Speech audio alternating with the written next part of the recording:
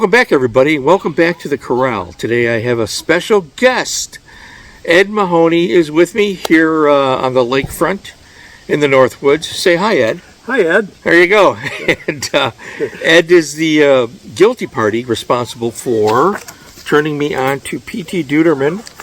And the book we're going to recommend today is Trial by Fire, which is another of the historical novels that he wrote based upon an actual event. He has slightly fictionalized the true events because it's a work of fiction. It's historical fiction. Really good stuff. So let me give you the background on this book, and then Ed and I are going to just have a little chat about it. So this is based upon what happened to the USS Franklin in World War II. In March of 1945, the USS Franklin was an aircraft carrier off the mainland coast of Japan. And they were beginning their attacks against the mainland coast of Japan in 1945 in preparation for the invasion of Japan, which of course never happened. What happened to this ship? The USS Franklin was struck by a kamikaze pilot who dropped 2 bombs, penetrating the flight deck and exploding on the hangar deck, which set off a series of explosions of the airplane fuel and munitions. That is absolutely true. The ship did not sink. It's an amazing story of heroism. And Ed, you were the one that recommended this book to me. Tell me, what are the highlights for you on the actual events and how it comes across? Tom, the thing that really fascinated me, and every time I think I know a lot about this, I read a book of this series by P.T. Deutermann, I am not learning anything. I'm put in awe of another aspect of it. With the aircraft carriers, we've all seen the pictures of the kamikazes hitting them and the explosions and the aircraft taking off and landing, but this book centers on what went on within. There was 3,000 people in that and over 800 died on the Franklin. And when that happened, and this takes place within that carrier and trying to save it. For instance, the initial explosions in the hangar deck blew upwards, which was armored, but it got in there, and the galley deck is right below the flight deck, and squished that galley deck against the flight deck. That's where all the pilots were. And they obviously didn't make it out. Fires went out of control, and what they went through to... It's amazing. Amazing individual stories of heroism that occurred on the Franklin.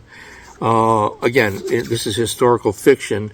Pretty close to what really happened, I think. I mean, let's talk about the author, for example, just to give you a hint on that, because people might not realize that Patrick Thomas Deutermann is noted author, blah, blah, blah. He was a senior staff officer in Washington, D.C., and at sea as a Navy captain and later a Commodore. He has written many historical fictions based upon his first-hand research. So this is not just a fiction writer doing it. This is somebody with a lifelong career vested interest in telling the true stories in historical fiction for the public to understand. Right down to the incidents with the captain, when the fellows were jumping off ship, he said, save yourself if you have to, and several hundred jumped off the ship. A lot of them didn't make it. They had helmets on that broke their neck when they went 70 feet into the water. Right. The 2 ships that the ship that was up against it trying to help them basically squashed those guys. They wanted to put 200 or so as AWOL. And that was a true fact. Right, and the captain does not come across well in history nor in this historical fiction. So true. It's tragic events in a lot of ways. So if you are, like Ed and I, a fan of historical war fiction or even nonfiction about World War II, especially one of the most fascinating military arenas, I think, in American history is World War II. And this guy is great. So previously, some of you may remember, I talked about this one, Iwo 26 Charlie, which is also a great book. I have an episode about that. And Ed and I are reading The Hooligans. The Hooligans. PT boats. Which I'll probably do. Yes, I have to do an episode about that probably later. Because we're going to be in Scotland. Ed is coming with us. Hi. I'm taking him to Scotland. I'm going to throw him in Loch Ness. Just We'll do an episode on that. we'll do an episode on swimming in Loch Ness with Nessie following us. Just kidding, folks. Oh, Yeah, right. Anyways, we wanted to get this out there for you people, especially because I know I have quite a few viewers who react well to hearing about quality historical fiction, and it's a 10. this is a 10 all the way. Oh yeah, this is a keeper, and this is a keeper, and the Hooligans is a keeper, and those are the three I have right now, and I'm going to get them all. I'm going to try and get them all, because they're so... About 8 of them, I think. Yeah, he has quite a few on the market.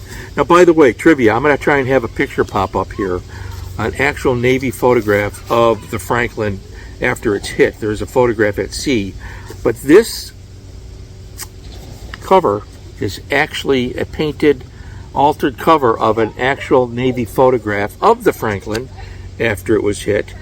They fancied it up a little bit and put some planes up here and made it in color. The original photograph is in black and white. I will try to find that and pop that up on the screen for you as well, so you can get an idea on the enormity of this really incredible story. I mean, it's just amazing. And I can't thank Ed enough for hooking me onto this author, because... And I tripped over it and read them all. And he's read them all. Reading them all. And I'm trying to get through them now, so I'm on Hooligans now. And we'll cover that again in the future. So again, P.T. Deutermann, Patrick Thomas, who is... I'll show you what he looks like real quick here, if you can get that in there. He is right there. And I emailed him, by the way, and he answered me within 24 hours. Just a nice generic thing, telling me he'll have another book out like in a year or something. I think so. I think is what he said, and so we're looking forward to that. Absolutely. Highly qualified man to write historical fiction about World War II. Just another incident that many people don't even know about. They don't. I didn't know about it, and I've studied a lot about the war. It's because they saved the ship. It didn't sink. But sadly, what it's noted for is the second highest fatality rate aboard an aircraft carrier in World War II.